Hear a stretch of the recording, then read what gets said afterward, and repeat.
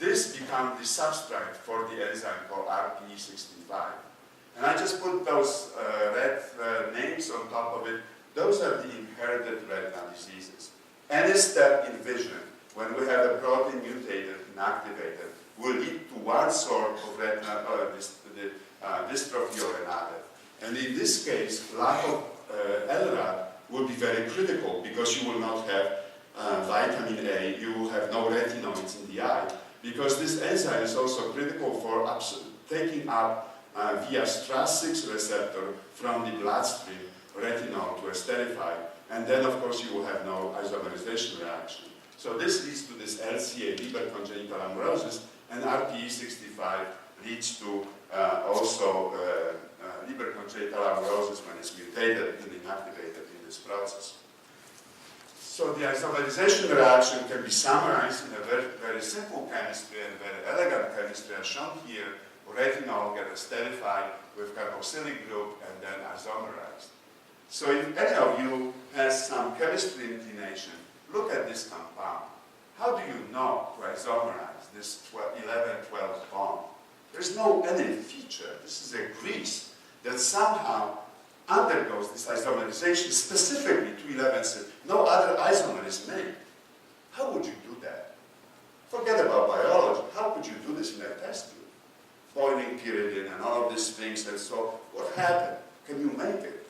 So the chemistry is really quite unusual, and we have been studying that for quite a time to understand this process on the chemical level. We started with stable isotopes, and we can put oxygen, O18, in different positions. In this position, in this position, we can do reaction in water. And what we have identified is that the oxygen, both oxygen of carboxylic acid is lost, and the water from bulk water comes in and quenches this reaction. That's very unusual.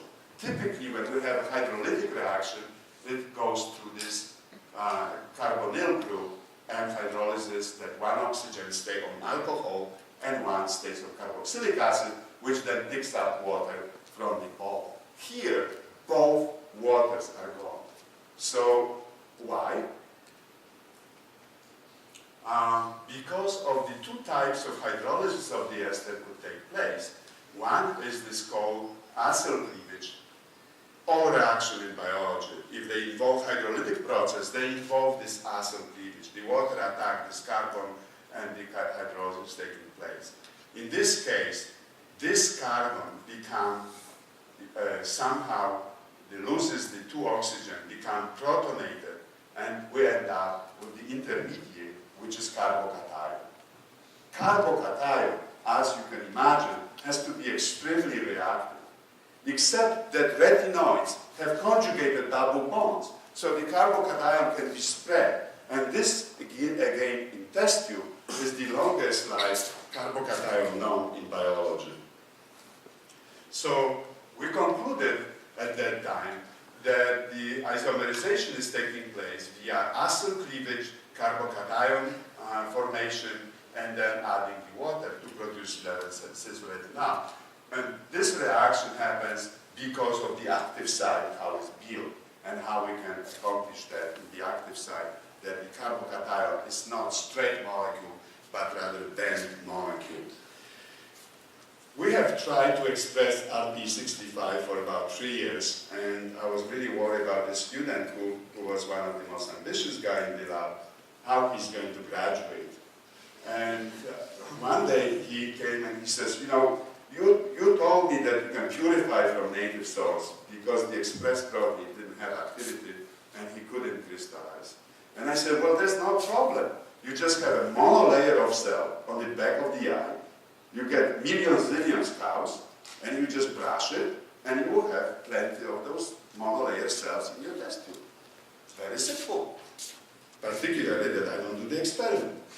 So you can see this happening indeed from a large number, maybe 200 bovine eyes.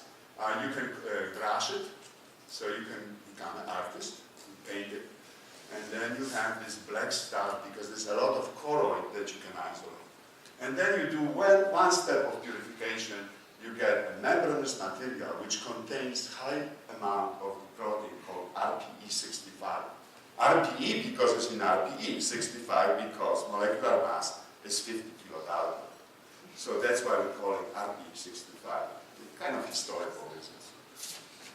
Now, in the past, we further purify RPE65 from that, but today we don't need to. We work out in crystallography that this material can crystallize within few hours. So quite relieved, he did graduate, I promise you, and this was the best student in our department for a while. So he determined the crystal structure of this molecule, and it's so beautiful as rhodopsin, and it's hardly known like two children. One is rhodopsin, one is RP65. You can see it's completely different motif than rhodopsin. It has 7 beta propeller, bladed propeller, with the active site that contains iron. And now you can see this molecule in close-up. It comes down, the iron, this is the hole by which the substrate comes in, and this part is attached to the membrane. So you can see again very hydrophobic residues lining on the bottom of this hole by which the substrate can go in and interact with iron, and something magic happened. And we had a few ideas how this happened, but really didn't have a proof. And in science, this is quite important, right? You can have a lot of good ideas. You will find out that most of them are wrong. But in time, you will build the evidence, and that's why you're switching from belief into a fact. And that's what happened very recently to us. We find out how this reaction is taking place, and I'll show you the evidence. So again, there is like a corridor by which the substrate goes to the active site, interacts with the membrane, and the iron is so beautifully coordinated. You can take this protein and crystallize with EGTA or EDTA. You will never strip this iron. And it's penta-coordinated, which is very unusual for iron to be in that position, but here you cannot extract it. It sits there forever. Now, crystallized as a dimer, and we were able to crystallize in a condition that were intermediate between two-dimensional crystals and three-dimensional crystals, and we know that it resides indeed on the membranes like shown here. Those hydrophobic residues are interpolating into membranes, and when you strip it from the membranes, they collapse on the protein, and the protein becomes completely inactive. But in this case, again, we were able to crystallize in two-dimensional way that we now know that this is indeed membranous part, and somewhere in this channel there is the substrate which undergoes isomerization, but where? And you can do all the computational stuff, can't figure it out, unfortunately. So we have resorted to varieties of retinoids and carotenoids trying to co-crystallize this with the protein, and the problem is solubility. We cannot solubilize this protein sufficiently. The ligand is sufficient concentration to allow crystallization. And it was when we tried one of the drugs that is right now investigated on the market that inhibit this enzyme for no apparent reason, called evustatin now with this hydroxyl and the ether. This compound is much more soluble. We synthesized the analog called MP001 with beta iron ring, so closely mimicking, and you can see that mimics very nicely 11-cis retinol. And what is also nice that we were 1 carbon shorter, because when you make carbocation, you're losing the oxygen, so the whole molecule now is 1 atom shorter than retinol. And this is important because it contacts in the crystals, doesn't interact with palmitate, which is produced by the isomerization. So here is the crystal structure of one of these drugs, the iron, and the palmitate in the active sites. We know exactly which residues, and mutation in any of those residues, you lose activity. Because this is a very snugly fitting in substrate in the active site, because carbocation has to be stabilized in a proper configuration. So if we go down, we have now also a water molecule present in this active site that comes from the other side of the molecule. As we predicted that there will be an inversion of configuration of carbon-15, and that's the water molecule which is positioned to indeed cause the addition to carbocation from the other side, not from the side which palmitate is escaping. If you look on electrostatic, this binding of retinoid binding site, it's highly negatively charged, and that makes sense because you have to stabilize carbocation and palmitate and again the iron in the active site. And here you have the snag interaction between phenylalanine and threonine, 103 and 147. If you mutate that residues, you start producing not 11,6 but 9,6 retinol. So all of this finally start filling in.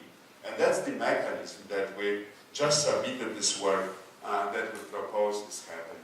Again, it goes through mechanism of this alkyl cleavage as organic chemistry allows, and it is accomplished by bonding these retinoids and iron playing role of positively charged Lewis acid to polarize the carboxylic group and breaking the bonds and forming carbocation. And in position C15, we have a carbocation expanding through several carbons, and this last one is again polarized when it's bound, and then you're losing retinol when water comes in and adds on, and then it dissociates the process. So now suddenly, all of those pieces of evidence that were very well done, now you can put together into a mechanism by which light is countered with this reaction to produce the chromophore. And for those who love movies, I will just play two. This is one, which shows, again, overall topology, how RP65 binds. And it should play. And if not, we will just force it to play.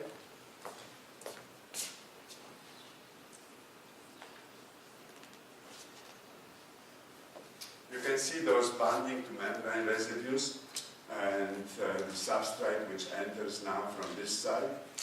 And we're making a cross-section with one analog in the binding site close to the iron, this critical catalytic iron of Lewis acid, and the carboxylic group on the other side.